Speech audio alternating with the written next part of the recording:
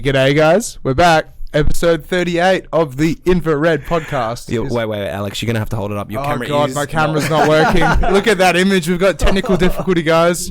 Long story short. Well, I like the pause on you. You look really good in that. Yeah, it's like a DJ profile thing. Yeah, it's just like, g'day guys. The microphone looks a little bit rudely angled, but... Oh, wow. Just look at my face, though. We're getting there. We're getting there. All right, swap it back to Aarom so we can. Is it working? All right, no, here we go. Okay, we're good, guys. All right, episode 38. Woo. We've got the master of song and dance on tonight. That's you. Yeah, no, that's you. Aarom Wilson, right? Yeah. Yes. Sorry. I'm sorry. But solid start. Very solid start. How Research you doing? done. Good, yeah. You good? Just, straight from a hectic workday, but yeah, nothing a bit of frangelico in a skull drink can't fix on a Tuesday. That's exactly it, right? You can help yourself to as much as you want as well. Damn.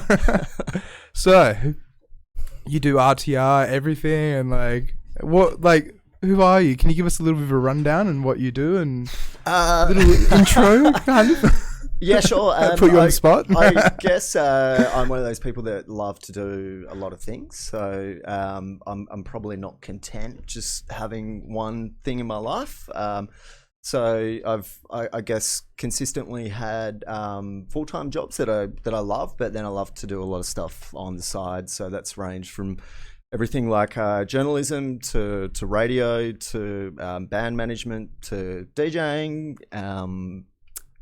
Bad partying, song and dancing, but usually kicked off the stage. And I currently worked at Wham, and marketing communications is kind of my main crust at the moment. And kind of cultural enhancement of sorts. Yeah. Wow. So you do it all then. Just making up some kind of a role there. Just what does cultural enhancement mean? Yeah, like go on. I just made it up. I'm very curious. I don't know the answer to that. I guess most things I've done have been about. So I've always been a passionate embracer and supporter of the arts. So whether that's music to visual art. So I used to do a lot of art, particularly as a kid. And then, trying to bring that to the foreground in the communities that I've worked with, I guess. So, throughout most of my career, I have been in roles where I've been able to kind of, not so much about me because I'm not the talented artist in most of these scenarios, but about finding other people's, but like sort of looking at other people's talents and working out how those can react or how others can react to those in a more positive way, I guess. That's pretty cool. Trying to promote things that are lesser known. Well, that sometimes that someone needs to help out, like, and actually push that person, like, 100%, like, in a way. Yeah, 'cause that's the thing. Like, there is so much talent out there, and then sometimes it's just they give up because they don't get to actually go out and do the things that they could, but they don't know how to get into that gig, right, or get into that role, or meet the right people just to get into the pathway that they need to, right? Yeah, absolutely. So sorry, no. I'm still getting my head around all of this new information. Yeah, as am I every day as well. Yeah. So I guess I hate stereotypes, right? Because they're not always true. But they're stereotypes because they're generally based in some kind of a majority. And you'd have to say that artists, as a stereotype, are not necessarily the most business-minded people, or they're not the people that kind of think about how their career can develop and be enhanced, I suppose, because they're thinking about their art. And that's what great artists are. Often they're just people so committed to creating, essentially.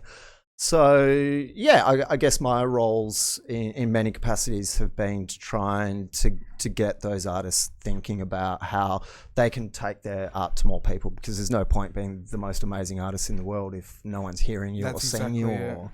Like, everyone needs to have a voice to an extent, right? Actually like push their art or their entertainment or something, and just be able to get it out there to the public, to the general public. Yeah, totally. And I think, like, for me, I mean, I don't think I'm the best at anything in terms of creativity. So I love doing it and I love practicing it, and I do a lot of things.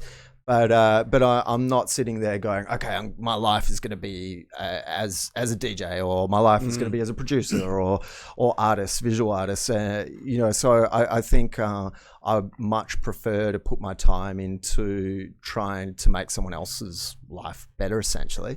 And that makes me feel fulfilled and happy when you have success in someone else's success. That's actually such a good trait to have, honestly. Yeah. To be able to worry about someone else, just be able to make sure everyone else is better off. Not better off, but happy and can get what they want, and you can help them achieve what they need to achieve, kind of thing.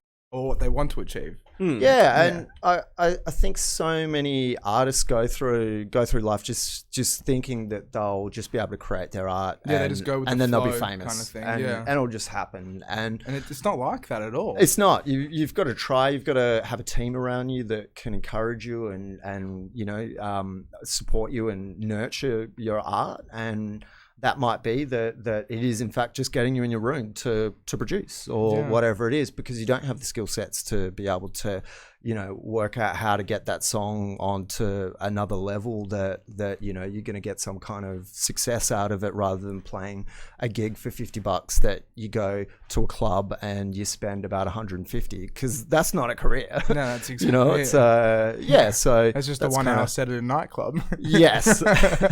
And then you just play like an hour's set of music, and then you play 3 of your own songs, but no one notices it because they're at a nightclub and they're drunk and having fun as it is, right? Not that there's anything wrong with that. That's exactly it. Do you think that like for artists in particular, it's very important to have like a strong community behind you? I mean, I would say definitely to an extent, right? Talking about like the differences between like a creative mind and someone who's more business minded, would you say that for the creatives particularly, it's really important to have that community? Yeah, 100%. And Perth is a weird place for that, because I think that we're one of the best places in the world that, I've seen a million Tame Impala interviews, for example, where they're like, oh, so, how is it in Perth and how did you get to this sort of worldwide level? And I think we come from a really supportive and nurturing music community. And that word community for me is really important, because it's how you learn, is through a community. You make friends, and you're not like, this is my art and this is all I'm doing. Instead, those guys were swapping bands and playing in, even when Tame Impala were kind of getting big, Kevin Parker was still dabbling in other bands, same as Nick from Nicholas Albrook from Pond. Like, they were swapping, and that sort of the taking away of ego as well. It's not like, I am the best, I'm not going to play in your band, or I'm not going to have your band support us, or whatever it is. It's about giving each other a helping hand, really. I think in Perth, the good thing is, because it's so small, it's easy to make enemies and to really hamper your career. So I think it's almost forces people into being really friendly and to kind of maybe caring about other people a little bit more and letting go of your ego a little bit more, I think. Yeah. But it's one of those things, though, because it's just like having an ego doesn't benefit anyone to an extent. And it's like, it benefits yourself in your own mind. Like, yeah, I'm better than this, I'm doing this, or, I'm being great. And at the same time, it's like, just as you said, lending a helping hand is just so much better. Because it's like, I wouldn't be doing what I'm doing DJing if it wasn't for the people I met. The people that met me were just like, no, like, come along, come hang out, come do this. And it's like, holy shit, I'm from a small country town, I've never expected this. This is the best thing in the world, kind of thing. Well, you would know then, coming from a small country town, how important community is. It's like, I mean, that's kind of like an extreme Perth in a way. I have to admit, though, like, one of the reasons why I left is just because it was like a snow globe. Like, I use the term snow globe, but it's like drama started with the group of friends that I hung out with, and since it's so small, everybody already knew everybody. So when that drama started, it's like shaking a snow globe, watching all the snow just go everywhere. You're like, I need to get out of here. I need to leave, and then move to Perth.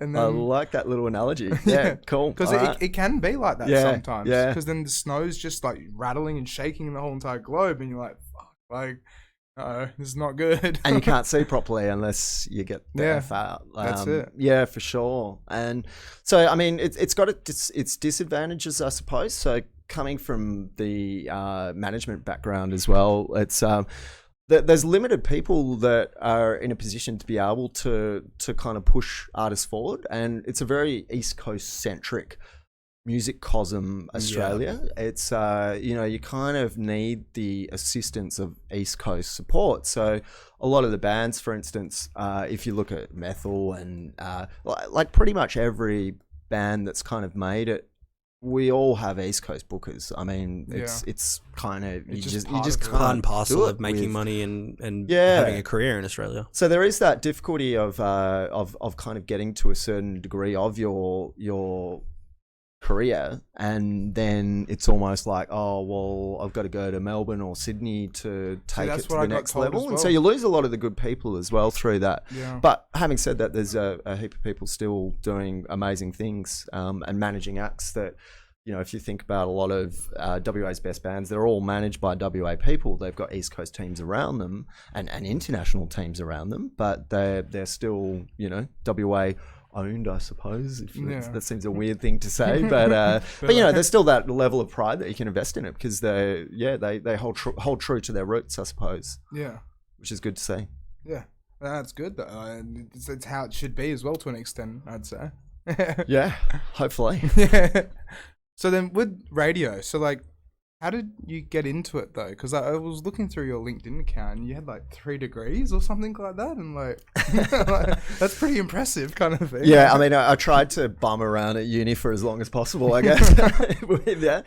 Like you did teaching as well by the looks of it, or? Yeah, so, look, I've just had a weird career where I've often been at the right place at the right time. But probably one thing to my credit is that everything that I've done, I've put my all into it, I suppose, and being passionate, pursued things that I really do love. So for me, teaching is the perfect thing because, I was saying like my motto, I suppose, that drives my different careers has been to help people. And there's no more valuable pursuit, I think, a more noble pursuit than teaching. So I did a diploma of education at uni, and at that time I was teaching tutoring at uni and doing some community courses, and then what years was this? Is like early? So I was like 20 years old, I think. And basically, kind of one of the lecturers, she got preggers and took a year off, and so suddenly you've got this 21-year-old.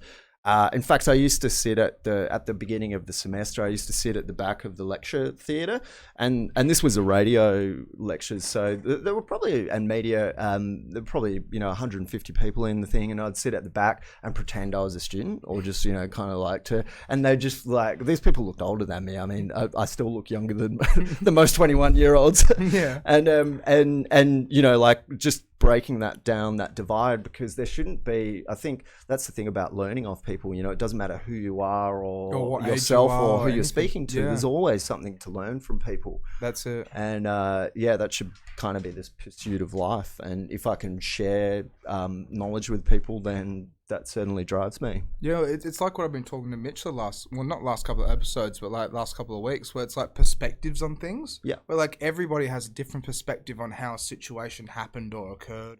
Or like even with teaching and education as well. It's like, you could teach someone the exact same thing out of the book, but then different people would teach different perspectives on what they would perceive as like, the right way to teach it to an extent, right? Well, that is a good question. I want to add an addition to that question. How would you go about, like, how would you say it's different teaching music and the creative arts versus something a bit more like STEM field or something like that? STEM field? STEM. Science, technology, engineering and maths. Okay. Yeah, I don't teach STEM, just for the record. I would probably be pretty rubbish at it. So would I, to be honest as well. I'm very bad with maths. Yeah, I mean, I don't want to do the politician's answer, but I can't really respond to that because I've never taught those subjects. But so I was. What do you teach? You teach at Murdoch, right? Yeah, I mean, I used to. So yeah. I was teaching radio, media, and a little bit of ethics was as part of that.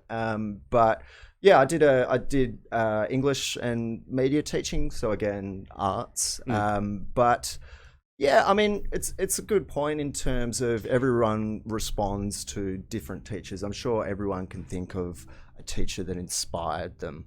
That same teacher from school might be the person that another kid hated and learned nothing off. Yeah. So yeah, there's no right way to teach, I don't think, but there is a way to try to be perceptive enough to work out how people respond to different teaching methods. And yeah, I mean, I loved it.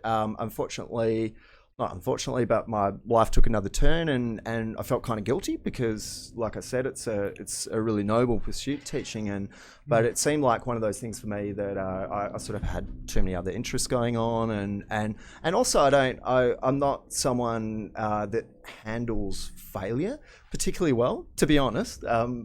And I'll rip myself open here, but you know, like I could see that. So I came in and I was kind of like the cool teacher, right? Because I didn't look like any of the other teachers. I didn't, you know. Did you still have the dreadies? Are you a back DJ, then? Mr. Wilson? And, you know, like stuff like that.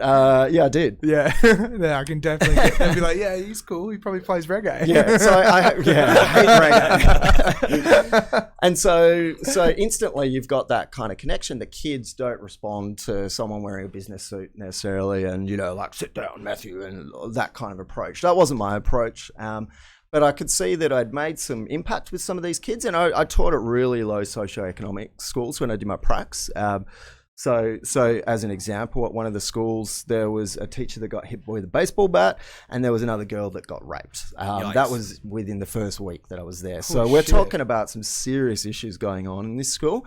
And I went in thinking of the worst and just went, just be yourself, just, you know, try and connect. And the kids were just like instantly awesome, like got offered a job straight up, which is kind of unusual for you know, still at uni. Yeah, like teacher, but I knew that was a temporary thing. You know, you after a while, some of those kids, you're not going to be able to get through to them. And for me, I would, the kind of personality that I am, I would find that defeat kind of difficult to deal with. So yeah, I think sometimes you just got to be realistic about your own ways that you know, your mind and emotional sort of well-being work. And well, that's amazing that you managed to actually realize, is like, well, look, I can go down this pathway, but this is probably where it's going to end. If it doesn't work out well, then it's going to be shit. But then what's your mic, Alex, by the way? Or I could go down this pathway, and then it will just like, you know, you can actually decide where you want to go almost. Because some people just like, they just realize, oh, you know, I got a job offering, I'm going to take it, and then that's all they do. And that's like with that snow globe theory that I said before, where it's like, some of my friends that I grew up with, they're still doing the same thing that they were doing 10 years ago. But it's not a bad thing, because, you know, they're set up, they've got a house, they're doing this, they've got a wife, whatever the scenario is. But then it's like, for me, it's always about hustling and just trying to be like, no, I can do this, I can do that. I can try and be, you know, a smaller percentage of what you're doing, like a jack of all trades. I try to. No, it's true. I came from, I guess, a low socioeconomic area as well, Gosnells, and all that. That was at least my school. And I went to the 10-year anniversary, and I'm trying not to give you clues at my age, but this is working out poorly. But anyway, go on. And I am listening. And you know, I rocked in sort of like having had what I would consider like an interesting life and a fair bit to talk about to people that you wouldn't be embarrassed, you know, like, because you always see the movies and they're like, oh God, I've got to invent some cool job that I have, and you know, get like come in with a Porsche or something like this, and you know, obviously didn't care about any of that kind of stuff. But the interesting thing I found was that when I was talking to people, because as a journalist, I'm like an inquisitive mind, I like to ask questions. So and I was generally just interested in what people were doing. Oh yeah, bought my mum's house, and you know, I'm like down the road now, like this is 10 years later, they're still living like on the same street, some of them, and you know, they're still dating the same dude, and all this sort of stuff. And I'm not saying that there's anything wrong with that, but I was just like, the entire night, not a single person asked me anything that I was doing, and I kind of like was like, wow, that was a bit weird, like, and then I sort of, you know, was thinking of them like, oh, how like what's the deal? They all seem so happy though, and I kind of realized that you know, a lot of those people were happy because they had that stability in their lives. They were earning more money than me. Like they were, like, I considered that boring, but that's the thing, right? We're all different people. We like different things. I've got a career that, you know, I could have done some office boring job that I have to wear a suit every day, but would I be happy?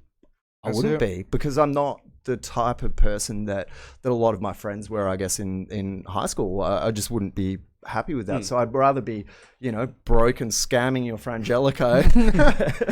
Not that that's the case. Well, the Frangelico actually is true, but to be honest, if we're thinking about long-term, like, careers in the creative industry, that's actually going to be a safer job like 50 years down the track than pretty much any other job, due to like automation and just the way things are going. So I'd say invest now, you know, get your creative stocks going now, right? Well, that's it. Because in 25, 50 years, that's going to be the new thing. It's like what I've said to some other people as well. It's like you just need to spread yourself and just spread your wings and see what attaches and see what, like, you know, what you can grab onto, and then just like keep going in a way.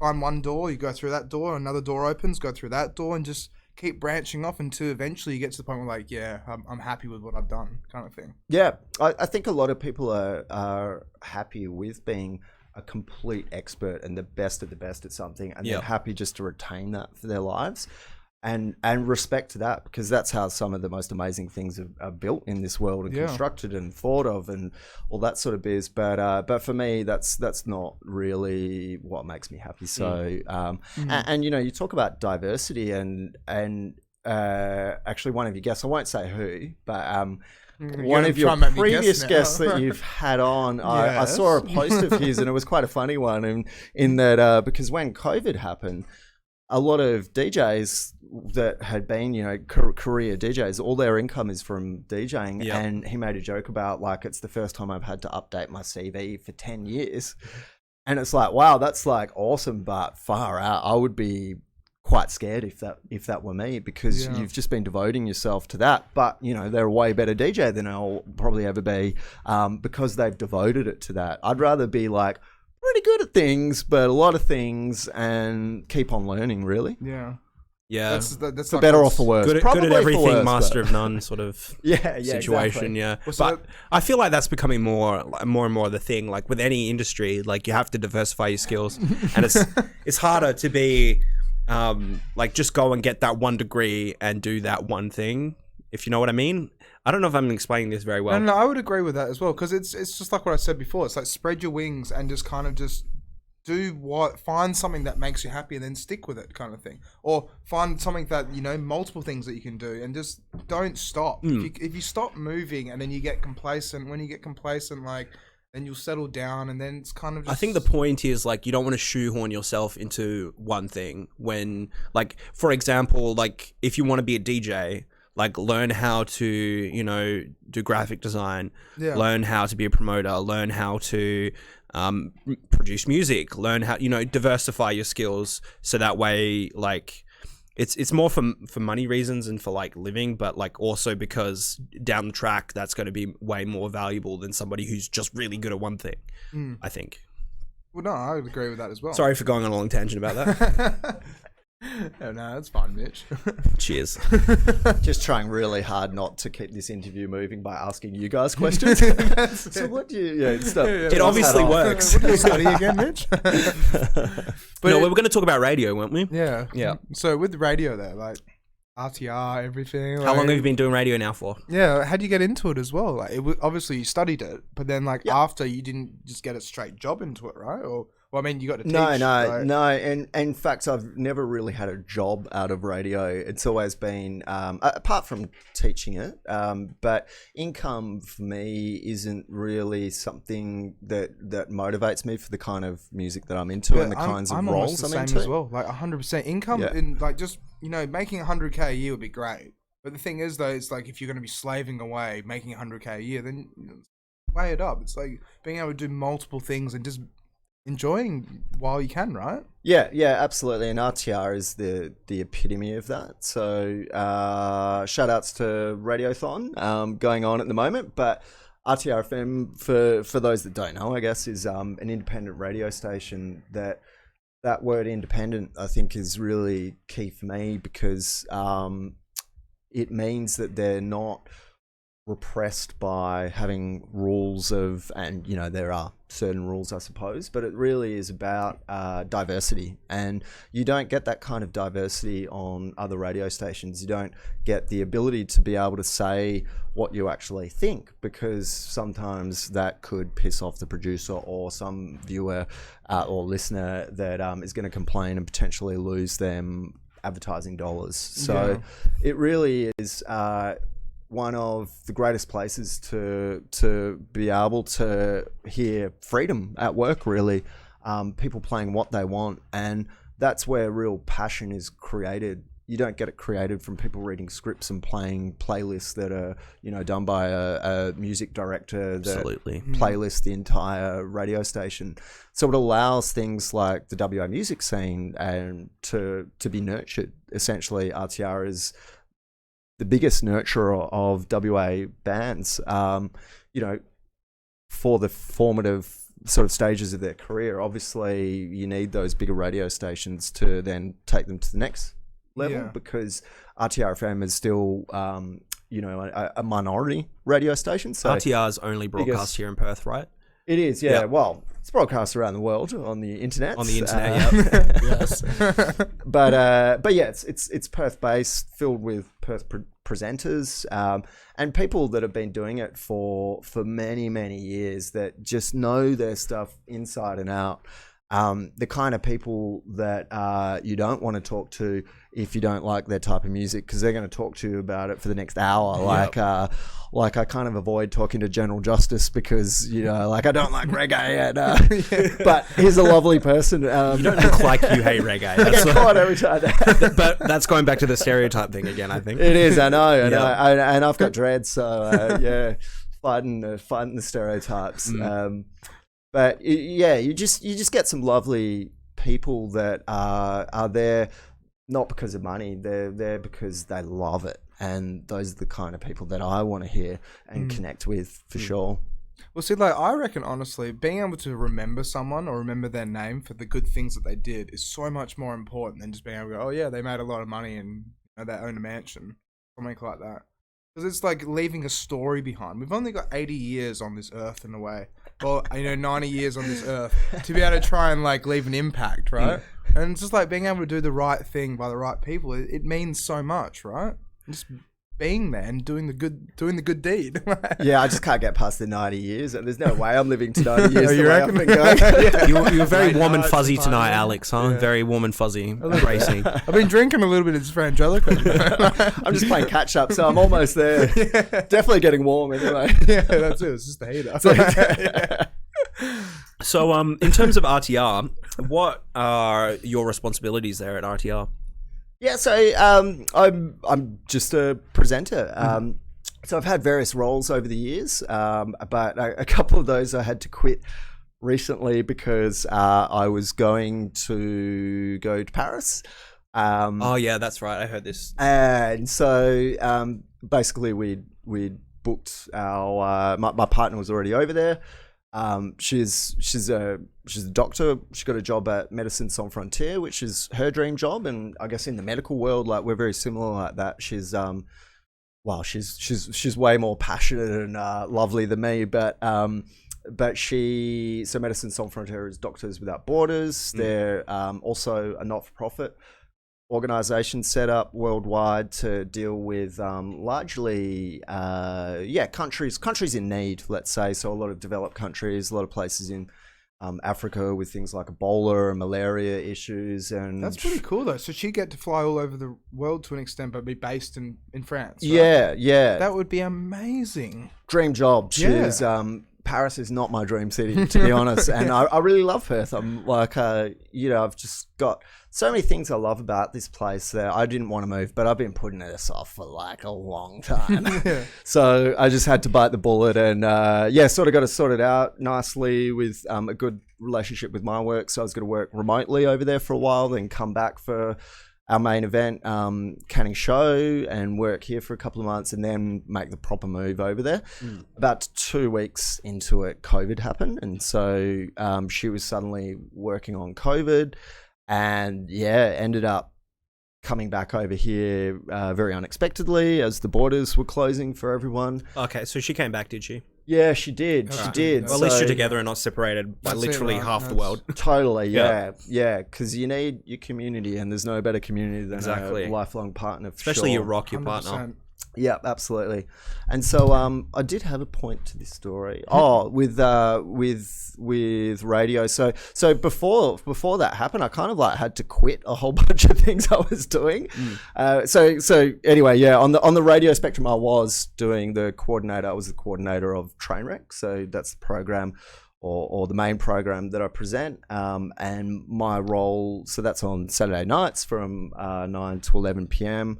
That's like prime time. Yeah, a bunch of your DJs on your board over there. You can't see that with the video, I guess, but there's a bunch of names that have been. So I think like Triplet and Divertum. I know Birdie Louise has been on. They might have gone under the duo Chrome Perfume or something like that. Yeah. Endorse, I think Grizzly maybe. Anyway, a few of the Pachamama girls. Point being, shout out to all those guys and Triplet and Brooke, Ben Renner. Really, even Ben. And anyway, all those guys. So basically, the motto of the show or the remit is to promote local DJs. Occasionally, we have internationals or interstates, but really, it's about giving them a slot to showcase their wares. So we have a lot of producers on as well, and MCs like Mathis and Taku's been on, and really, yeah, Taku, Taku. Yeah. No shit. Okay, yeah, that's pretty cool. yeah. So there's been some great names that have been on Slumberjack, and they get like about an hour to spin whatever tunes they want, and then an interview, etc. So yeah, I was coordinating that for maybe about 4 years, I think. Yeah, like basically, if you're a DJ and you're listening to this, or a producer, MC, hit us up on Facebook, Trainwreck RTRFM, and Jane will be back to you ASAP. Nice. She's taken over the coordinating duties, as well as a bunch of the other guys are kind of sharing what I used to do, I guess, because it was a bit of a headache, to be honest. And yeah, it's a great little show to some of the DJs play stuff that they might not normally play as well. Because that's, I think, the thing with music. People get pigeonholed, and you end up playing like, if you play a house set and a club might like you, and you end up playing house set after house set, and everyone's That's like, it. "Oh, he's a house DJ," and then that's all That's you it, can you're play. a house I DJ now. was just going to reference things like Bruno Mars and playing out at bars. It's like always having to play 24 Karat, or like always having to play White Wedding, Billy Idol. Was it Billy Idol or Billy Joel? But just playing Billy Billy Idol. Yeah. This, playing the same staple songs all the time, never really getting to play what you want to play. And then I get friends asking me, it's like, but what would you actually want to play? Well, I haven't been able to play it out and about, so I can't send it to you, or like this or that. And then, yeah. Yeah, it's a weird thing as well, I think, with electronic music, because it's got such a potential. The whole point of DJing to me is you should be able to play whatever you want that suits the audience that you're in. So you might be out at a house gig, let's use that as an example, but to drop like a hip hop track in the middle, or like even an old soul thing, and then you might take a little bit of the sampling and chuck it over the top of something, like those are the moments for me that make the dance floor the best dance floor. It's like, got too many glorified like auto play DJs that just fade up, fade down, play Just from press the play. intro and outro of a song. Or even when they do it on Ableton as well. There's like for me, it's a growing concern of people making mixes where they just do it all in Ableton. And it's not even DJing. It's literally just like putting a song up there, another song, and then just doing a fade out, and a fade in. It's like, that's not how you do it. What are you doing? It's not so much like... my problem with it is that these people are getting booked. Yeah, they're getting work out of it. It's not like we don't want them to get booked. It's just we want people who are getting booked at clubs and stuff to be good. Well, that's what I feel like. There are so many really good DJs out there who have been trying to like break into the scene for ages, and it just seems to me that it's definitely who you know and not what you know. And some people just haven't had the time to, they work on weekends and they can't go out to clubs and go to the events or various other things. But I guess if they can't go to the event, they can't really play it either, can they? But it's like what you were saying before as well. And it's like, some artists, like they might make amazing music, but they just don't know how to push themselves out there. But would you say it is definitely like a networking thing, being not in the right place at the right time, but more like just knowing how to interact and socialize to kind of go in the direction you want to an extent? Yeah, I think because you had Ace Bassich on recently, and either he was talking about then or maybe in a conversation in the club with him, but that whole, if you're asking for a gig but you're not actually going to the nightclub or the nights that the promoter's running, and you come up and you're like, hey man, can I have a play? I play like really good techno, and that's not what it's about. It is about creating that community. Yeah. But you're right, there are a lot of there are a lot of talented unknowns also that just aren't good hustlers. You know, there's some amazing bedroom DJs, for instance, that they're just really shy people, and so how do you get over that? Like, you contact RTR and get yourself a set. On Trainwreck. That's it. Trainwreck. RTR thing. Exactly. Hey, we're learning. Nice. See, I can work this shit in all day, right? All we need is sponsorships, right? That's exactly. All we need is sponsorships. But yeah. So with WAM and stuff like that, so what is WAM? WAM's the Western Australian Music Awards? Thanks for answering your own question. It is, right? Keep talking. Sorry. What do you think about WAM? But like, how did you get involved with that? Like, what actually is involved with that as well? Like, I don't know much about it that at all. kind of stemmed from my my journalism side of things, and I kind of saw that journalism was beginning to die, and my crust was what years journalism. were you kind of realizing that journalism was going to start dying? Because I want to figure out your age. A few ago. But really, the only place is I was the editor of this is a clue. Here we go. Drum Media, which turned into then The Music. Mm-hmm. So for those that know that they're now the publishers of The Music, which is Australia's largest music platform. Really? Online. Might have music feeds competition. But anyway, they so I was the editor of the WA side of that, and I've been there for a number of years. I'm trying not to give any more clues, but too long, because it was a tough one. Like in a lot of music jobs, you're not doing it for the money, you're doing it for the love. And so I loved it, but after a while I was getting burnt out, you know, and like every time you go to a gig, you just want to enjoy the gig, right? And you just have constant like, how do you make my band famous? Like, stop being a dickhead, baby. Stop asking questions like that. And you know, it's I needed to move out or up, and really the only place was to work at the West Australian. So you worked at the Western Australian newspaper as well? So I was writing for the West Australian. That's pretty cool. Yeah, doing some interviews and reviews and that kind of thing. I think Alex was asking before you arrived at the podcast, how do journalists make money if they're not working for the... Yeah. So how's the like income structure for that if you're an independent journalist selling, say, your article to a newspaper?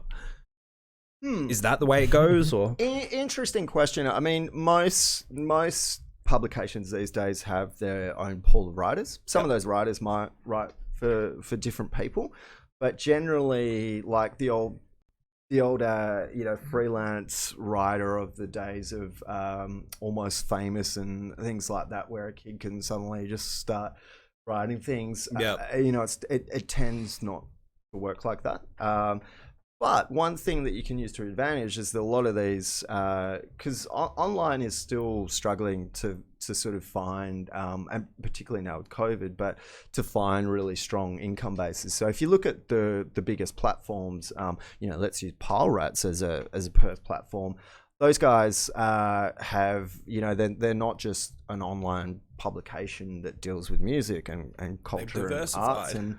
Yeah, they have their own marketing team, and they have a bunch of different sort of branches of their business that are making them enough income that they kind of work together cohesively.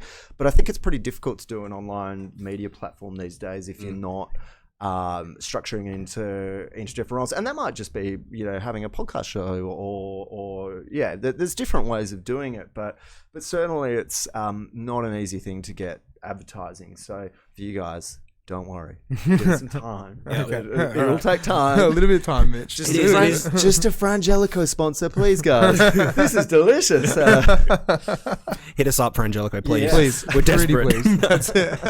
I literally think we're about through this bottle, so we are desperate. I feel like it's a bit meta now, like podcasters, like sort of like joking about sponsors. Yeah. Please sponsor us, please. Yeah, looking for just one, or multiple. Yeah. So Where Well- we, yeah, I mean, in terms of a journalist, though, the thing that you can use to your advantage is people kind of think of the media, music media, as being like, oh, you know, like that'd be impossible to do. But it's really like, when I was the editor, I probably had a team of about, at some points, about 50 people. There were heaps of writers. Damn. If you were a shit writer, I wasn't going to contact you very often, or I wasn't going to give you, you know, the interviews that you're requesting or the reviews.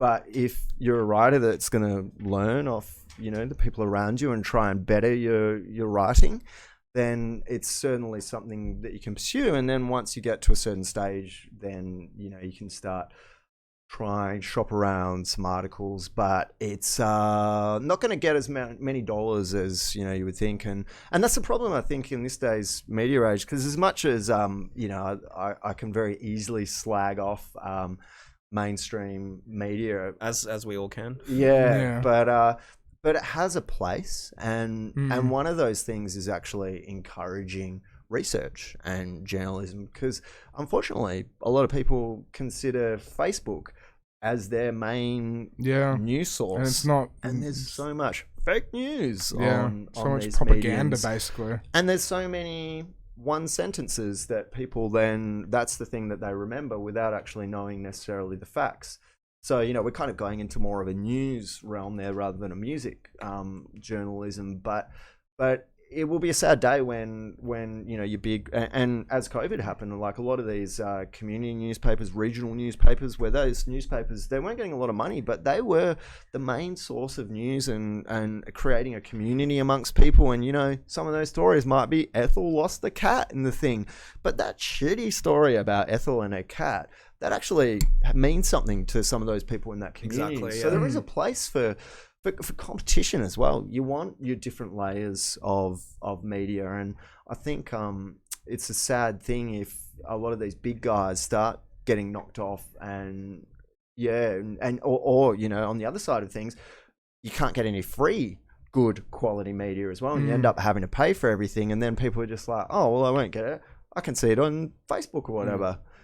Yeah. Anyway. No, I have to say this. I think it's with the Guardian now. It's like you have to make an account, and you might have to actually subscribe to it. And that's just kind of pushed me out of. I used to just, if I see an article and it's interesting, I'll click on it, I'll read on it. There's a lot of websites that have gone But paid. now I only read. get like the first paragraph, and that would be it. And it's like, Yeah, what's so the point? Like, so let's use the Guardian, like, you know, pretty quality online source of news, and the amount of times you might have, if you were much of a reader, but you might have actually learned something off that, told someone, and it might have been something positive, whether it's politics, culture, it could have been environmental, some piece of news, and you know, that trickles around to people as well. Yeah. So it's not just you reading that news, it's that ongoing effect that yes, the these trail things effect have. kind of thing, right? And suddenly if people like you, who are a good talker and someone that can help educate people, if you're not reading that story, then maybe it never gets told. Maybe the world's a shitter place. I don't know. That's a good way to put it to an extent. I got to ask as well, like, if any journalists were actually like watching this right now, how would they go about like improving their writing in your perspective, kind of thing? Because I mean, if you had 50 guys working for you, and then like you could actually go like, oh well, their writing is not as good as this person's writing, but like, Yeah, sure. what would differentiate A and B's writing, kind of thing, to an extent? Yeah. Well, I mean, I would just keep it in the music zone, I guess, to make things easier. But the things that I would look for my favorite writers, they were the ones that were on time. Which, surprise, surprise, music journalists. Oh, sorry, man, had a really big night. I slept in, couldn't get my review till like 3 days later. So that'd be one thing. So I guess being late's pervasive in the music industry a bit, huh? Oh yeah, just dishing out those Come on, guys, stereotypes. pick your act up. but it might be true. For sure. What else have we got? Writing, being able to actually use correct grammar and spelling, because as much as, you know, writing with emojis is fun and that's how you do it on Facebook or whatever, you need to speak different languages, and you need to speak a language that will be like accessible by different audiences. You know? It also needs to instill some form of credibility, I think, when you write. Because if you just write, like you said, with emojis and things like that, no one's going to take you seriously. Yeah. So your writing also has to be up to a level where you can say something simply so someone can understand, but also in a way that brings credibility to your writing. For sure. And credibility is something that you need to kind of earn over time. So certainly the writers that sort of inspired me to get into it. And there's people like Bob Gordon, a legend of the WA music scene that's been writing for so many years. And the thing that made me like his writing is that he told it as it is, but he was also quite supportive, but he was, came across in a well-researched sort of a manner. So I think doing your research, like, you get reviews or thing like, I'd never heard of this band before, but I think they're pretty sick. It's like, come on, dude, at least do your initial research. Do your research. That's so it. Go in you more sound depth. credible from, you don't have to lie. Like, obviously, like, it's all about, you should be honest and open, but there's certain details you can keep out of it because it destroys your credibility. Research, what else? And I guess a small amount of tenacity, like everything in life, but not over pushy. So the people that like enthusiasm, actually, that's probably a better way to put it, are the people that try and hit you up to try and get a story, and they're like, oh, I saw this band's in town, I really love them, know this about their album, if an interview pops up, I'd love to do it, kind of thing. Like, that's pretty cool. That sort of approach is, if people hit you up for that, then it's more inclined to say, well, they like that band, be proactive, they'd enjoy that gig, then for sure. I guess, and it all comes down to being a nice person as well. So some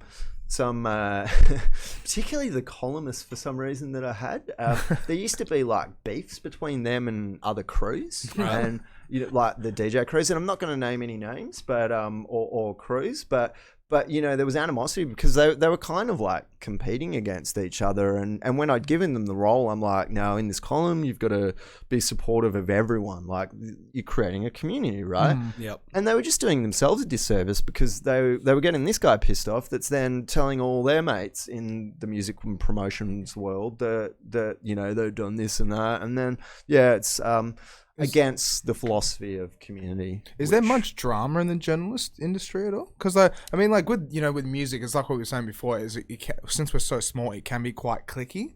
But can it actually end up with just drama and shit show to an extent? Because someone reported on something bad, and then this happened, and then someone spat the beans about this, and look, competition certainly is one thing, and so because there would be no definite like top of the top, I'm the best journalist kind of thing, right? It's just because no, it wasn't so much about journalists, but certainly the different media platforms. So the two at the time was Our Magazine. We came in to competing against Express. They were like, it was a one horse town, which is pretty unusual for a music street press sort of situation, and so there was a lot of drama with that, and we're talking, again, not going to name names. It's all good. But some people maybe high up in Express, possibly at a few parties, me and them having a few fairly serious situations of like, and me just kind of laughing at it though, because like, to me, it's just not really what it's about. No one else sees that you're competing like that. Exactly, like, they'll pick their favorites, like whatever. Just focus on being the best you can, I guess. There's certainly some situations like that. But I mean, bad reviews as well. One thing, if you're an artist and you get a bad review, is to be careful about how you react to that. Because, not going to lie, there were a lot of bands, particularly that we kind of blacklisted just because of just their rudeness and how they, like one of my writers would write a review, and so I would sometimes temper things if I didn't think, like you can tell if someone's writing from a vengeance viewpoint or like, it's not with enough research, but when you're just being nasty, then and you're going too overhill, then like I'll cut that or slightly dim it. But there were some that were like totally legit. I've seen them before. They were a shit band. And like we'd maybe constructed though as almost like positive feedback or critical feedback. Sorry, like you should do this better or whatever. It's not, you're not and they just come and like approach my reviewer and like like threaten them and all this sort of stuff. I'm like, yeah, no worries. Yeah, it's like we're not coming to your okay. gigs anymore. Yeah, have a great, guess have a it's great like, life. Perth is small. Yeah. There's not enough media to do that. That's it. So yeah. You really feel like sometimes it's like, well, you know, with Perth being so small, like say if you were to move over to France, like to try and start again, would you try and like actually like not to start again, but like, you know, try and push to get to where you are, like at because you know how like you've managed to come so far in Perth, right? But then if you were to move to France, would you try and like just keep going and trying and like push out? Like, or if you were to try and do it something in like San Francisco in a way, kind What's of the plan thing, in like, France? no, not even the plan in France. I just mean like if you were over instead of Perth and say, you know, you were trying to do this over in San Francisco or something, do you reckon it would have just been like 10 times harder to an extent because the population and the way it is? Because they would have like 15 or 10 or who knows. It's a tough question because in some ways there's more opportunities for that. Yeah. So that might re-inspire my love of journalism because I haven't done much journalism for, you know, at least 5 years. So yeah, perhaps if I was in the right place, like I do miss writing for sure. Yeah. But you know, I think you have to respond to the situation that you're placed in and be honest, like during this COVID age, damned if I'd be a music journalist because There's no the music concerts. industry is There's no in nothing, yeah. a real sitch at the moment. So that affects the other industries, you know, what people don't realize. So Although when we I do was have at- pretty good here in Perth, considering like Yeah, pretty the much rest the of rest the of world. Australia is locked Yeah. down. Well, the Yeah. rest of the world as well, like But- it's but in you- turmoil. Yeah, you think about that, but how are those bands going to tour to the East Coast? That's exactly How right. are they going to get their, you know, albums bought and recognition on Triple J if they're never kind of having those chances for, or less chances for exposure? So it's a ecosystem that you know, each stone knocks onto the next and it creates a ripple that it can create a bit of a crash. So I mean, I hope that doesn't happen, but it is certainly a dangerous situation. So speaking of that, like when I was at WAM, we did a research project that basically we determined that the West Australian music industry alone makes $1 billion Makes a sense. year yeah. for the approximately 1 billion for the WA economy. Now, if just, you okay. I think Yeah. I meant like the whole of Australia. So when this when this sorry, but it feeds into WA essentially, or that's how much money those artists are making. Yeah. So if you think about that from now that's actually not just how much the artists are earning, because you look at your mates that are artists, they're not earning $1 billion. No, exactly. No way. But it's the people that are going out when you're spending that money at the restaurant, at the bar, maybe buy a t-shirt. There's you catch an Uber there. There's all those kinds of expenses that are counted into it, that the music economy actually drives a lot of the other economies. So when the government turns around and hands out these, sorry government, and sorry Mark McGowan, the saviour of us all, no, he's done a great job and all that, but when they're dishing out fairly small amounts of money percentage wise of that 1 billion, you've got to wonder how seriously the Australian and West Australian government actually treat the WA music scene. Well, And that goes for all of the arts, actually. I shouldn't just focus on music. It's the same in theatre and comedy, and everyone's suffering, and they're the people that often can't even get on JobSaver or... there should just be more funding 100%, because the entertainment and the arts industry, it's like, it's such a big factor of just everything that happens in everyone's day and age in these days. Like, as soon as you hit 18, you go out to pubs and clubs. Hospitality, entertainment, like the whole thing with Whopper. And so when COVID happened, they're doing like live streams and this and that. But like the whole thing where it's like, if you don't have places like Whopper for kids to go and study, or the funding gets taken out of it or anything like that, and then it's not as good as what it used to be, it just ruins it for the next generation of kids going out to learn in a way, right? Absolutely, and those are some that I miss out of that ecosystem of music, education and it's a big thing, like, and you know, if you think about what got you through the tough times, generally music. What got you through certain situations where you needed guidance, and maybe it was a lyric in a song. What happened when the bushfires started? Who were the first to jump in and put on those fundraisers? Yeah.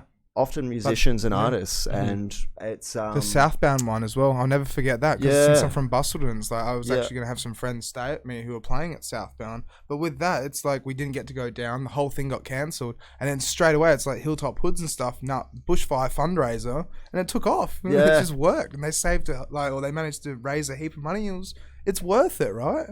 Because it's just, you need to have things like that. Because I was, and keeping society in check, and there's so many different roles that musicians have that are and artists, creatives have. That, they make you look at the world differently, and it's sad that they don't get paid the respect that's it. They don't have a big enough voice like everyone else. Compared to politicians or bankers or accountants or this or that. Well, now we're back on the subject of politicians. We were talking before about the little sum of money that was being given to the entertainment nightlife industry.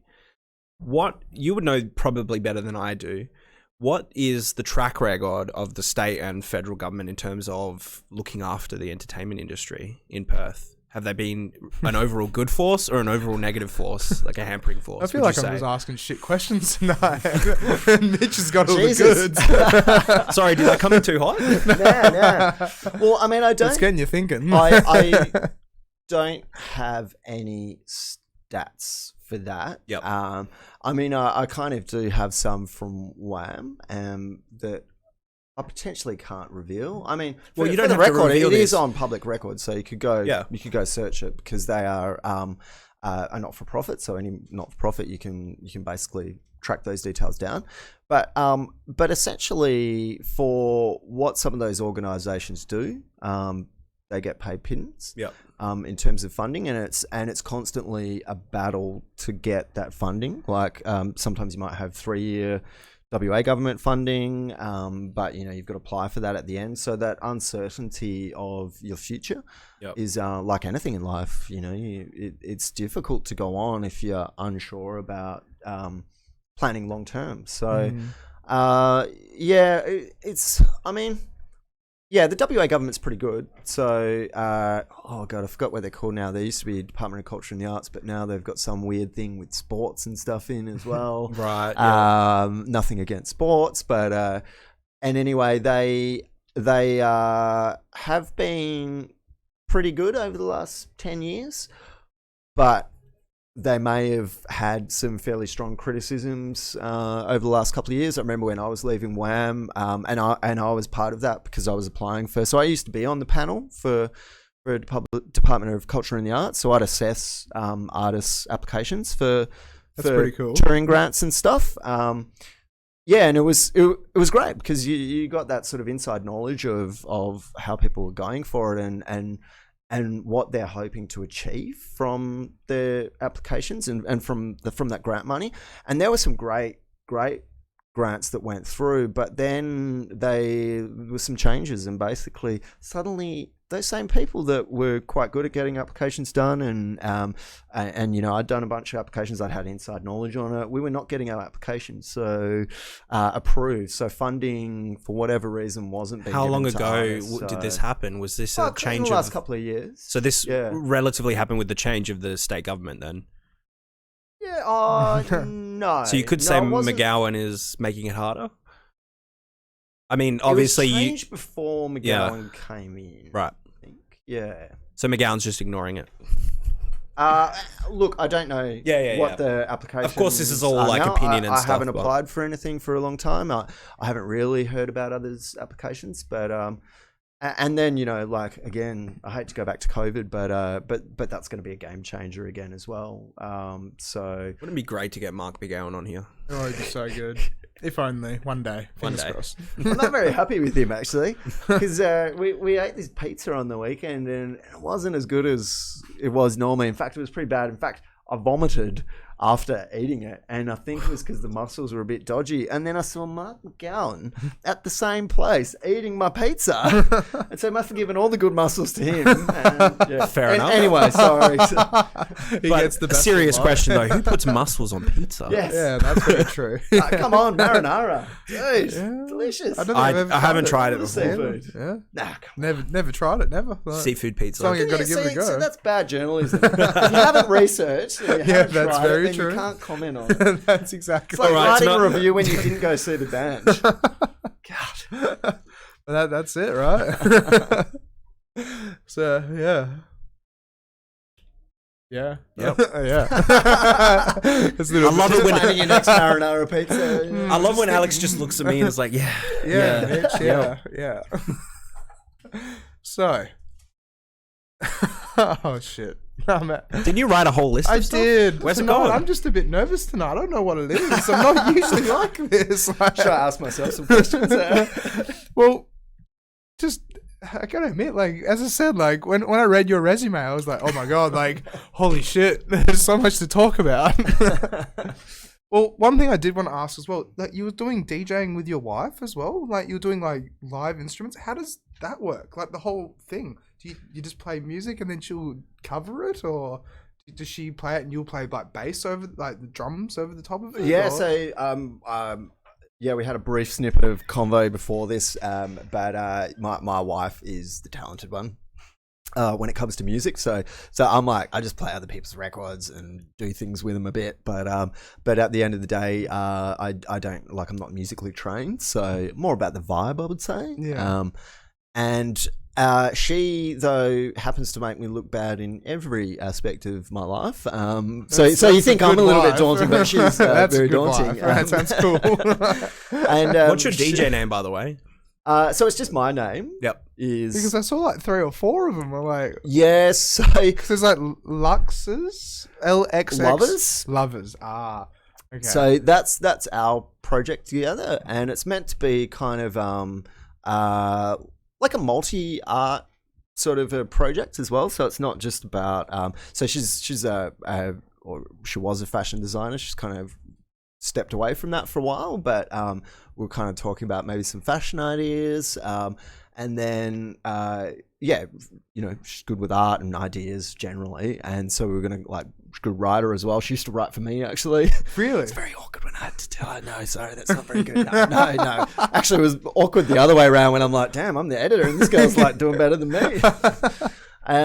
Anyway, so Lovers was is a project that we created because we just kind of jammed in our lounge room, and yeah, after too many Frangelicos on occasions, and yeah, it started to sound like not terrible, and we're like, oh, maybe this could be a thing. And so she's kind of she's a classically trained flautist, and then she plays drums, and she plays just kind of random instruments, I guess. We've got a lot of weird instruments in our house, so from our dog's teeth to like, Hang on. Yeah. What? You've got to explain that one now. Yeah, you have to. like yeah. they're in a shaker, and it's Oh, actually one of right. our favorite instruments.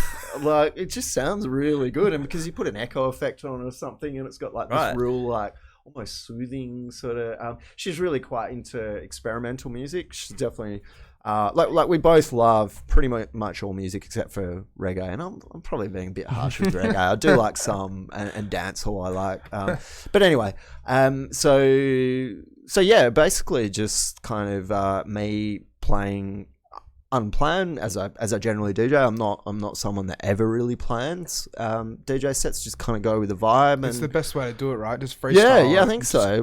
Well, actually, for each one is different, huh? Like, I'm sure in fact, I know there's been heaps of sets where I'm like, fuck, I really should have planned that. Like, at least the first 15 minutes, so I knew what I was doing when I came straight from work. But anyway, Life of a DJ. Your first 15 minutes is going to be crap. yeah, That's it. Like exactly. I'm guilty of that as well. Like, And when you rock play up 5-hour sets, you're like, That's it. doesn't matter. Exactly. Like It's after forgotten the by the first end. 30 minutes, you're like, yeah, it's good now. It's Yeah, all right. yeah. No one knows the first 30 minutes. You're fine. And yeah, just so I'll kind of do the DJing and then use some effects on her, and then she's got like an effects unit as well. So we've kind of got double things going on, and yeah, she'll just play sort of randomly. Sometimes I'll play stuff that she's just like, you know what, I'm not feeling this at all. Like, and that's sort of part and parcel of it. We're still figuring that out. What sort of stuff do you play like underneath her playing? Like, is it like minimal house, or is it like? It varies. So, like I was saying, she's into quite experimental sounds. Right. So I'll generally will start off with like kind of some slow experimental stuff.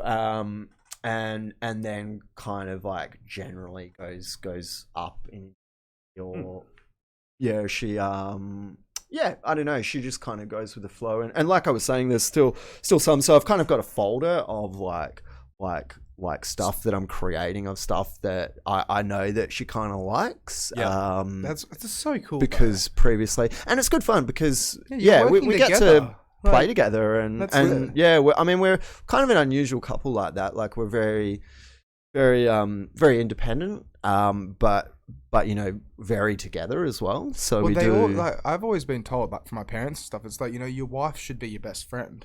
And so absolutely, you just hang out with them, and no matter what, and you can talk to them about absolutely anything, and you can work together, and you can laugh and joke and DJ and play music together and everything. That sounds amazing. Yeah, totally. I'm going to be doctoring with her soon as well. People are going to die.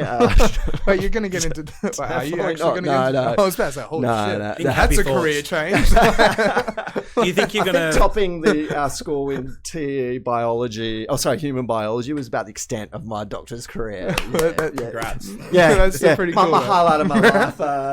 Everywhere since then, it's been a slippery slope. So I married a doctor. You did say something before as well. It's like you had some art in, what was it, in the museum or something? Didn't you say? Oh right, yeah. What was that again? Oh, just like I used to paint quite a bit. I guess I stopped. As you get a career and stuff, and you feel like you know, it's you invest more in the lanes you just move around, don't you? And so I really I sent my easel, that is like a brand new easel that she got me a couple of years ago, and it's just been sitting there like with like old paintings on from, you know, 10 years ago kind of thing. And so I sent it to France with all of our good stuff, including our speakers and our freaking, you know, sound systems and blah blah blah. And so it's now sitting in France waiting to be painted. But you just got a whole bunch of stuff in France just sitting in storage? Yeah. So the plan is to still move over there and shout outs to the Médecins Sans Frontières office in Paris for like putting our stuff in the basement of their building. Really cool. It's probably getting eaten by rats or something. No, that wouldn't have that. But it's a funny one, and we're certainly not complaining, because this whole I was reading this thing the other day that it's kind of interesting with it was on the project, and Waleed Ali was talking about how arts and culture has over the years been kind of a circumstantial thing. So we've responded as creators, as artists, to what is happening at the moment, and those have been some of the most powerful moments in musical history. So if you think, I think the examples they used were maybe like after the Great Depression, during the Great Depression, you know, this whole like movie culture of really slapstick and funny, and you know, this really like comedy sort of found a new light. And then you did the whole art study too, right? So like the whole neoliberal era of like art and stuff like that coming through, and it's like back in the day, it used to be like the culture or the zeitgeist of the time followed the culture, the art, right, that was coming out. Nowadays, it seems a bit more like reactionary art rather than revolutionary art in that sort of sense. You think that makes sense? I'm a little bit lost, but yes, I understand. Just give me that French, Aligo. That's it. Well, yeah, I mean, they're sort of one arts major to another. The same things. Yeah. I mean, a reaction, in fact, is creating a revolution, because you're reacting to something, and it could be revolting against it, or it could just be a positive reaction. There could be a negative and a positive. One's considered revolution, one's maybe more of an evolution, I guess. But certainly, like, if you think about how this is going to change things, and, you know, we kind of don't feel it as much in WA at the moment because we can go out. We're so lucky that we can go out on the weekends, but you've got countries where who knows, like Hollywood, for instance. How I'm sure we've all been going through our Netflix or whatever accounts going like, man, they're really thinning out now, all those TV programs, and they can't really produce them. And who knows how long that will happen for. So as you know, an instigator of technological kind of advancement almost, you know, you look at virtual reality and an augmented reality, and for a musician, what could be better than actually feeling like you're really close to, you know, at the front of the stage where the tickets are too expensive in a real setting, but if you can put on the goggles and watch, you know, a pay for a gig, that artist is still getting paid, and you could in fact get closer to them. You could even smell, like, not that I want to smell, can't think of any artists that I really want to smell. You can virtually get close enough to smell them. Yeah. I'm bad enough, just like.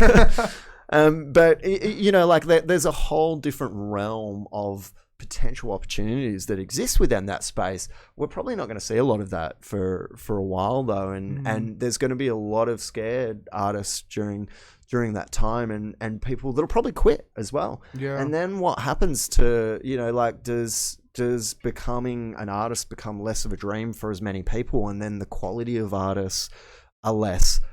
Hopefully not. Hopefully technology can actually help us take those advances that they in fact make people more inspired to. I'm hoping that will be the reaction or the revolution or the evolution or however it is, but to this predicament.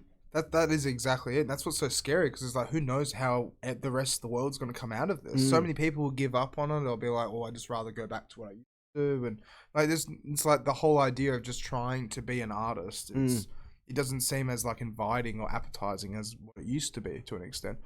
I was going to say as well, because I had a friend we had this discussion with an American friend that we're going to start talking to on Thursday night, Bogan Rogan, but he has the idea, it's American point of view, I guess, but it's like where history and arts should have been taught together instead of being like taught separately to an extent. Would you kind of like agree? That's like it, you know, like the idea, it's like learning that where Shakespeare came from, like the ideas that were going behind, like, you know, why he was thinking when he wrote cultural context behind the art. That's what I was trying to say. The cultural context behind the art. Yeah, I mean, that's precisely what we're talking about. So yeah. It's a very uni thing. Like when you go to study any arts degree in uni, usually your first year does cover a lot of those bases. Oh, it does? Doesn't so much at high school. Like I never remember, like we always had an arts class and a history class. And in history, it was about, you know, your traditional, you know, Nazi Germany, or about the fall of Rome, or, you know, something along those lines. But the arts and the cultural side of it was always detached and was put into another setting. So, you know, you turn off from history and you turn on to arts, and you never really connect the two together that way. So even that World War II basically created rock and roll. Like, out of that was a reaction to that, and it's like this victorious, like, let's celebrate, you know, we showed him and all that kind of, and it created this like more like the punk scene to an extent, right? Well, not World War II, but yeah, I mean, again, the punk was to Thatcherism and you know, like hating the Queen, and of course, like it's a reaction to like the environment, and like I said earlier, it's one of the most important commentaries, I guess, on society, and so of course that's going to be of the moment. Actually, I was listening back yesterday to a Rage Against the Killing in the Name. And it's like, it was the first time I actually went and like looked for like at the lyrics and looked at the meaning, and it's just talking about like police brutality and stuff. Like politics. How relevant is that nowadays in America? Totally. And that song was like back in the like early 2000s. It's crazy. Well, it happens though, I guess. Like it's how things happen, right? Well, I guess it's more a critique of like how America really hasn't done anything to sort their issues out. But that being said, that's an example of, you know, music being a escape to give a voice. Not an escape. Music more being like like a directive. demonstration against or a warning for or something like that. Yeah. It has a bit more, like than you say your Nicki Minaj's or whatever. Yeah, exactly. Yeah. You know, It's it got has more a of deeper meaning. You know, yeah. it's not just Yeah. about sex, drugs, and money. That's Yeah. it. Yeah. But you know, we make those jokes, but to a Yeah. lot of people, Nicki Minaj is escapism for people. Probably people in the US having a really shit time. Let's just not think about that and listen to Nicki Minaj. I don't think there's anything wrong with that. Not personally. I don't want to listen to it. Really, Yeah. but you know, I think that's just a random sort of aside. But going back to the I think music can be so wanky. Like, what's wrong for an underground music lover to love pop music as well? There seems to be this funny thing where, you know, it's only going to be like underground techno or house or whatever it is, but like Music is a subjective thing. music should It's be very whatever you subjective, love, and at different times of your life it means different things. At different moments of the day it'll be something that you know, you can't like go, oh, you like Nicki Minaj or whatever. Not saying that you are, I was just using that as an Mitch. Yeah. yeah. What? Yeah. I like Nicki Minaj. So there you go. I can see a signature up on the board. I know what's going on here. She got a. I don't even know where I was With your going to name go. and a love heart around it as well, bitch. Don't be lying just because I can't show them the cameras. But it is one of those things, right? Because like, well, music is subjective, but then it's subjective to the point where it's like, you know, say like if you show dubstep to the oldies, then it's like it's just noise. But you show dubstep to the kids, and they're like, "Nah, I love this." And it's like, Unless you're Alex, in which case you don't like it. yeah, well, it depends on the dubstep. and It's the all rhythm. subjective. It doesn't even It's matter. all I know subjective. some old people who come to raves. Yeah, that's it. And Well, they just will- the they will, Magnet like- photos. They'll thrash out to like heavy techno or like psytrance or something like that. Yeah, And they're like 60, 70 years old. It's just so it subjective. has got How the. did you finally guess my age? I think. Bang. Yeah, exactly. It means something different. And yeah, so I, you know, like I'm not like real young, right? But I still get carded at occasionally when, you know, the bouncer doesn't know me and they're like, oh, not this guy again. But you know, like it's whatever your age is, just well, it doesn't really need talked about it because it's who you are. That's it. It's what you feel. It's what you contribute to others, and Yeah. that's what matters. I like that point of view. That's That- why yeah. I'm not answering your damn question. Damn it! We You know almost what? got your age. You know what? Fair enough. And hope that you don't do your research and try and backtrack it. I might have to rewatch this a couple of times. I was only asking the question because you said you'd been in radio for 15 years and you looked like 28 max. And I I was was born like, in radio. Yeah. As a I was just trying to figure out like when you got into radio was basically the. Yeah. We're in our last 10 minutes, Alex. Yeah, well, yeah, we are in our last 10 minutes. So in the last 5 minutes, we do a plugging thing. We're not up to that yet. Okay. But, Mitch, do you have any more topics to talk about? I'm still nervous. Like, I mean, I could keep going. yeah, but, keep like, going. You're the smart one, All right? the things that I'm going to rattle off the top of my head are going to be like super like Well, boring. there's one also thing I wanted to ask, right? Short back and sidewalks. That sounds cool. Yeah. And so it's like, from reading off the Facebook page, it's like a community haircut thing? Like, what actually is it? yeah. So I mean, I guess we've talked about all straight up music related things. But, Yeah, like, what else do you do in the scene other than music and journalism? Yeah, and so stuff like? so I actually Hell left Wham because the music, just working music in so many aspects, was kind of doing my head in, I guess.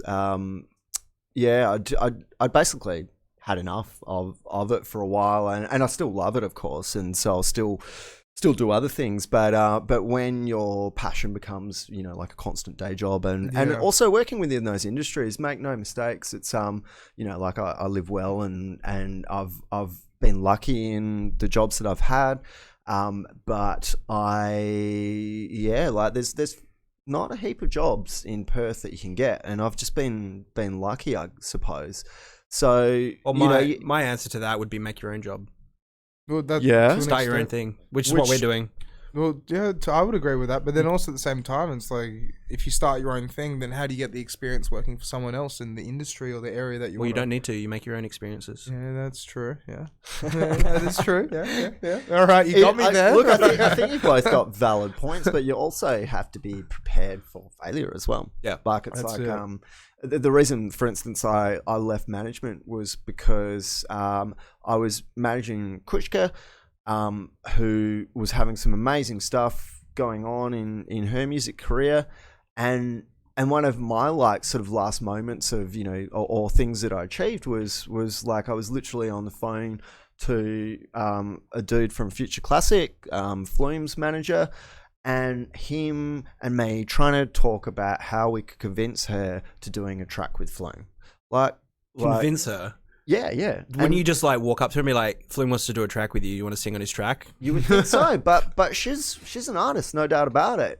Like she thinks her own way, she does her own thing, and yeah, just like it kind of got difficult. She went away to New Zealand to have a bit of an artist moment, and then we kind of like, yeah, just started to fade away and it became too difficult. And so when I lost her, I'd realized that, you know, like in the space of the last 10 years, there's really probably only about like maybe 10 bands, maybe 5 electronic artists that have really made it in a way that, you know, they're earning pretty decent income. So not saying that it's impossible to get a career as an artist, but to be a manager and to try and hook into that is really difficult. To you know, you've got to manage a lot of bands and hope that one or two or take off to an extent that it can become a career for you that's self-sustainable and won't make you go mental. Yeah. And so I got to that stage and I'm like, yeah, this is going to do my head in. It's just like it's stagnating to an extent. Yeah. Like, so again, I did a bit of a career jump. I was doing marketing communications at WAM for 5 years, and then I went to work at the place that I'm at now, which is called the Canning Agricultural Horticultural Recreational Society. What a mouthful. Yeah. I hope I said that correctly. and we're a weird not-for-profit group in that we've got we've got a big plot of land that they've had for like over 100 years in Cannington, and it's the one that Bunnings is on.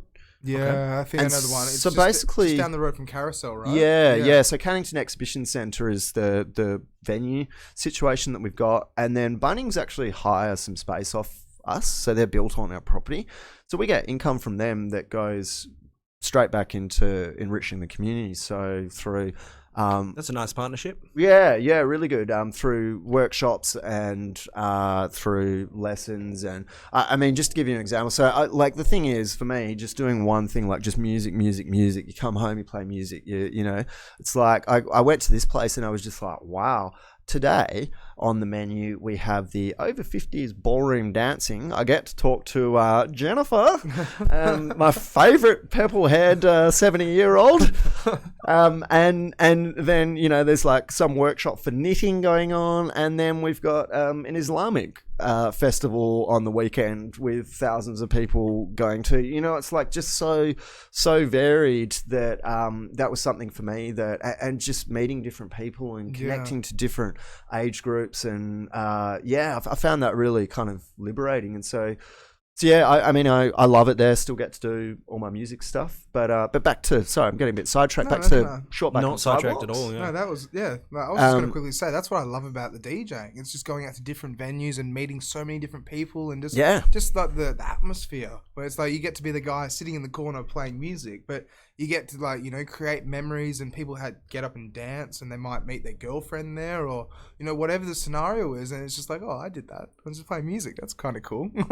Yeah, totally. Yeah. And you know, like I've seen and heard a little bit of yours, and I suppose a similar, like, you seem to like a lot of different genres and stuff, and it's like your career is just dealing with exactly the same thing every day. Some people are going to hate it. Some people are going to love it because they love just knowing what's going to happen. I love not knowing what's going to happen. So anyway, Short Back and Sidewalks, basically a charity set up by another DJ, or used to DJ, Craig Hollywood.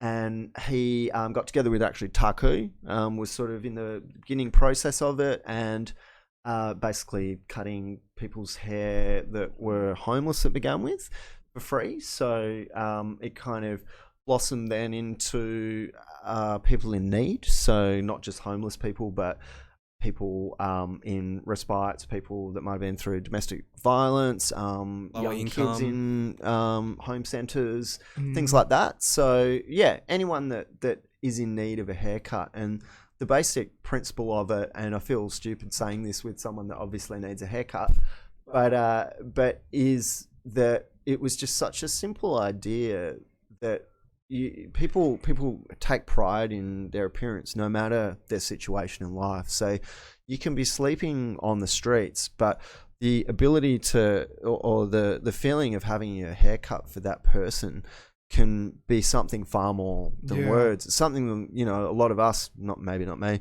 take for granted. And that sort of idea being very small, but, you think about the process of when you go to the hairdresser and, that kind of therapeutic, psychological session where you feel a lot more fresh to talk after about the your haircut, problems. Yeah, but deeper than that, you get a chance to have that personal sense of confidence with that person you don't know, that you can talk about your problems, or you can forget your problems and not talk about them at all. And some of them maybe pretend that there are other people, and it's that escapism that music gives, I guess, similar to that. Yeah. And so this kind of small idea took off, and now we're spread over. Or I say we're, but I actually quit just before because I was going to France. So again, another one of those things. But we were just we were doing it in Sydney and. On the East Coast, basically, in a couple of places, and we've just done a plan to spread all around Australia, and we've got teams around a couple of those places already, and then good old COVID hit. So that's a tough one with homelessness. I actually live in the city as well, and so I've seen I've been very close with a lot of homeless people, and it's it can be so sad to see sometimes. It's like, they're just like normal people, and then something happens. Exactly. And now they're out in the streets and they can't do anything about it. Like, yeah, they say not every person, but most people are 2 weeks away from homelessness, in some form. So you might lose your job, as it's happened with COVID. You might have a domestic violence situation. You might have your partner leave you and suddenly take all the money in a trust fund account. A death in the family or anyone. Something it can happen to anyone. And trying to demystify the way that people look at someone just because they look like they haven't washed is part of that process. So it was did that for a couple of years, and a really fulfilling kind of experience that that would have been that hopefully things are looking up for starting to get going again. And jump on there. They've got a Facebook and a great Instagram as well. We've got some amazing photographer. What's the program called again? Just for the people who are listening? Short Back and Sidewalks. Short Back and Sidewalks. Yep. Yeah, it's pretty cool. And how can people support that if they want to?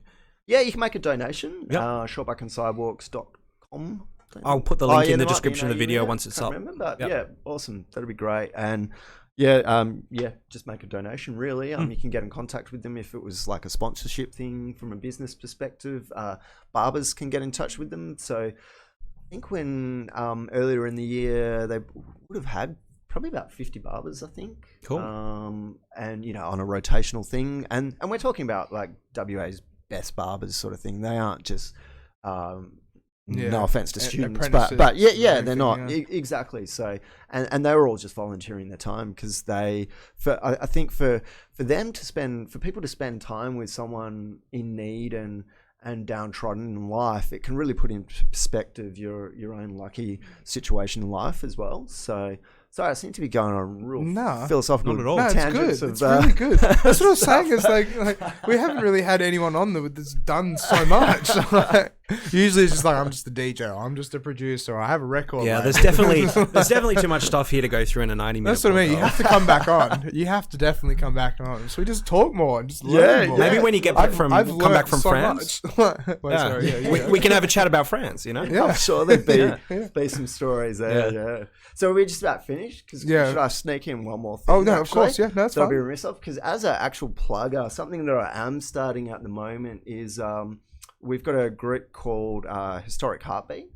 And so Historic Heart are sort of the big mothership that we've been under their wing as the community group. And they've done some amazing things in the east end of Perth. So where Longshim is and State Buildings, Pier Street, quite a big segment. That's the alleyway thing with all the LEDs and stuff. Yes, so that was Historic Heartbeat. Yeah, basically if only you could pull up an image of that. I have to admit that looks so cool. Like it's just giving light to dark parts of Perth, kind of thing. Yeah, so trying to make those places more like vibrant and interesting. And yeah. Like so basically that's all about yeah, again, enhancing that kind of cultural interest of the area and exposing the many things that happens there. How would Mitch find it on Google? Yeah, just put in historic heart.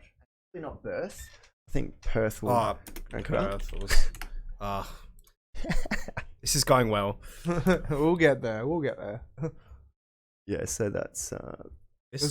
Like when I was doing my little bit of research last time, I was like, "Damn, this is cool! Like this is for the best. Like it's being able to do things like this for the community and just improve the overall just the scene in Perth." It's like what I was saying to a couple of friends of mine that last year, just before COVID happened, when we were going to Capital and stuff like that, it's like on the side of one of the, I think it was the West Inn, they started doing like a big mural of like some indigenous kids and stuff like that, and it just looks so beautiful. And it's just like now when you walk past, it's like, holy shit, like look at that, like it just gives culture to Perth. And suddenly it's on, they're having tours around those areas, and people are starting to look at their city a little bit differently, and then starting to engage with the businesses that are there. That that's good for musicians, of course, because then they can pay DJs. And so again, it's like culture is just so often forgotten as being one of the biggest motivators of the economy.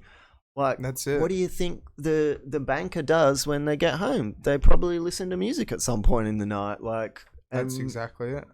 Like give it its due, I guess. Yeah. So anyway, the point about that I'd love to just sneak in is that we're actually looking for more people to join our group. To basically, we're taking on we want new ideas, but our two projects at the moment is I'm kind of driving, creating a dog park, fingers crossed, in the city. So like an off-leash dog park, because I have two Pomeranians that I love way too much, and so it's really just a selfish attempt for me to have a place that they got to be out going for a run without the leash. Yeah, that's what I was talking about just there. Yeah, cool. That's so cool. Like that's amazing. But yeah, sorry, you go. No, not at all. And again, like dog parks, the point of that is to get the community together and talk to each other, because you've got this city where people live in apartments now but don't communicate with each other, and there's not that suburban kind of neighborhood vibe. So trying to increase that, as well as dogs being healthy for people, etc. And then we were doing like a activation sort of event that we're planning, which is including hopefully musicians and maybe some comedians and different things spread around the different parts of it, and have like a map thing where you kind of guide yourself through it. Nice. A few kind of so include many of the artistic features, but some of the history. It's really interesting around there. So these are self-guided tours, right? We're still not sure, but maybe you can be a part of it if you live in that sort of area of Perth.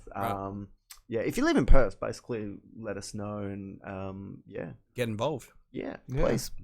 Well, I have to admit, exactly what you just said. It's like being able to create a dog park, and it's like that's kind of a thing that does happen, where just people start living in apartments and they don't talk to each other, and the sense of community kind of just disappears in a way. But then also just thinking about it's like dog parks are actually like they're very big community based thing. It's like people just go take their dogs and their dogs will go play and say, "Oh, hello, nice to meet you," and like, you start chatting, and social atmospheres, right? They're so important. Like if weren't they saying just before we wrap things up with like COVID, it's like wasn't the suicide rates increasing and stuff like that, and depression rates and stuff? Because people couldn't go out anymore, people couldn't socialize, people couldn't, from having a job 9 to 5 every single day to now just working at home and living at home by yourself. You're getting all of that social construct taken away from you and ripped away from you. It's not. It was tough for a lot of people. Even my mom was even struggling, and she doesn't usually go out. So I can imagine what like real social butterfly people felt like. Well, I hated it. Would have been painful. Yeah, it was very painful for me. Like I am just a social butterfly myself, and it just sucked. But being able to do things like that for the community, like if you made a dog park, I gotta admit that would be so cool. That'd be amazing. Fingers crossed. I'll walk past me. I know that guy. He came on my podcast. He's a cool dude. So we got to do the plugging. I mean, we're like 10 minutes over, but it's fine. It's all right. We just did the plugging. But is there anything else you want? Anything else you want to plug? Any upcoming gigs? Like, well, the Radiothon. I mean, it's still going, right? Of course. Please subscribe to RTRFM Radiothon. We didn't really talk about that much. much. But I guess yes, yeah, we need to talk about that just a little bit. yeah, cool. All right, I'm game for sure. But basically, it is. I guess we went into why places like RTR-FM are important, and I'm not saying they're the only one that you should subscribe to or whatever, because there's a lot of community stations out there that do good things and target different people with their kind of stuff. But I think one of the things about RTR that connects with me is that it exposes me to incredible music. So whether it's, you know, my love of electronic through Full Frequency and you know, listening to my other Trainwreck homies, and the many shows, Underground Solution, or whether it's like listening to, you know, some of the weird shows on like Nostalgia on the weekend, which plays like really, really old music. And I'm like, wow, this is cool. And it kind of gives me some history. And, you know, the Woodstock Rock guys are so incredibly... Like what type of nostalgia? Like 40s, oh, yeah, 50s, even like going down. Really? Okay. Some of it's pretty old school. When is that on? Because I'd love to tune in. Oh, you'd have to... if it's like Chuck Berry and Little Richard and stuff, that sounds amazing. Schedule up? Yeah, I think it's... so it used to be on the programming community. God, yeah, not sure. I think it's on Saturdays, like at 6 a.m. Oh, okay. Yeah, I'm not awake at that time. Let's see, I'd listen to it on the way back from the venue. Okay. And anyway, like, you know, so for me, for COVID, listening to RTR-FM helped me in that, because I'm incredibly social as well, and I need that in my life. And so, yeah, Zoom parties on Saturdays and things like that. But I kind of need someone, talking and kind of feeling like they're your friends, I suppose. That's in a way, you know, you create that relationship with them. Real creepy. You meet them. It's only creepy when you point out that it's creepy. I know your voice. Yeah, it's like I met you online. But it's usually all right, because they're like, oh yeah, I know your voice as well. Yeah, I don't like your show, but and you know, like, if so whatever the subscription prices are, you know, you can get different layers. But if you think about the amount of time, the amount of happiness that's given you over the year, like, I'm happy to pay that. And I'm not just saying that because I'm a presenter. I mean, I subscribe even though I'm a volunteer there, just because I appreciate what other people do for my own, you know, well-being and knowledge. And yeah, so if you like RTR-FM, please subscribe. Preferably to Trainwreck this Saturday, 9 to 11, if you like electronic music. Obviously, if you're hitting us up to DJ, like, just send a bill, a cash money check kind of vibe. No, don't send it to us. Send it to RTR-FM. Handy little tip there. It's always good to bribe the radio station before you send it. That's it. Like I just said, like an envelope, $100 cash and a thumb drive. Yeah. So please pay my stuff. Maybe kiss a piece of paper with some lipstick or something. Yeah, that's it. XOXO. But anyway, should we wrap things up? Maybe. Yeah. Sorry, I'll be on RTR and DJing, but I think you're doing this week at Longship, are you? So I'm on the week after. Thai food. Yeah. Can't wait. That's the one thing I love about Longship is just their food is so good. It's a dangerous place when you're playing a 5-hour set and you haven't had time to eat before you get there, and you just no matter what, like as it goes past you. Like what Maze always told me, it's like I'm one of the only guys that actually spend money there, because like what I'll do is I'll buy a few drinks and then I'll use my bar tab just to get the food. For the food. Yeah, just for the food. So I take it home, like, I haven't eaten anything all day. Yeah, time to munch down some good Thai food. So shout out to Long Chims. Yeah, delicious food. Shout out to Antonio, the head chef there. Yo. Cool. Thanks for listening, people. All right. Thanks for having me on. Let's wrap up. Thank you so much for coming on. Thank you. Like, this has been great. And as I said, we have to get you back on. There's so much information. I learned so much tonight. Even though I was anxious as all shit, I'm like, oh my God, like, this guy knows what he's doing. Like, he's very, very professional. Oh my God, it's the heat about him there. That's it. All right. Well, thank you, Aarom. Thanks heaps for having us on, guys. Yeah. Super appreciate it, Alex Mitchell. Nice to have you. Thank you, Mitch. Awesome. And this is episode 38. And don't forget, guys, like and subscribe. Others, Mitch is going to get his belt out and kill me, all right? So please like and share our stuff, please. A share goes a long way. It does. Please. All right, this is episode 38. And I think next week we might have Katie Banks on. Ooh, I think. We might have to double check. But we're doing a special episode. We're recording an episode tomorrow, right? Yep. And we'll probably be airing that on Friday night. On Friday night, we will be uploading on Friday night. Okay, this is episode 38. We'll see you guys next week or Friday night when it's a recorded. And, I'm not actually doing it live, but we'll see you soon. All right. Ta-da. Catch you guys. Bye.